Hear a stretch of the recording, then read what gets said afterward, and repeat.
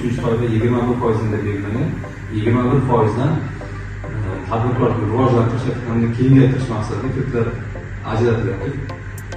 Tadbirkorlikni ishlab chiqarish yoki mahsulot yetishtirish toifasi tadbirkorlik turiga qarab 100 million so'mga bo'lgan qismi tadbirkorlar qo'llab-quvvatlash jamg'armasi hisobidan 200 million so'm garov sifatida ajratiladi.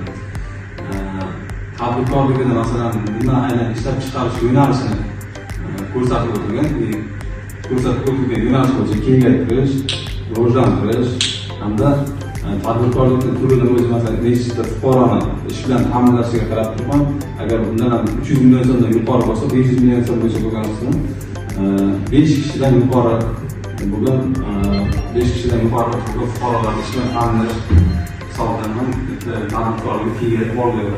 Kredit miqdori oshib boriladi. Yana boshqa savollarga kerak. Aytgan anaqasi umumiy muddati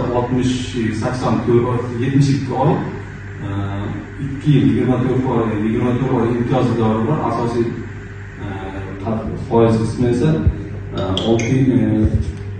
4 yildan iborat. Asosiy foiz qismini to'lab jami 72 oy hisoblanadi. Bu degani 24 oy 2 yil foiz qismini to'laydi. 48 oy asosiy qismini to'laydi jami. Shunda kredit umumiy muddati 72 oy hisoblanadi.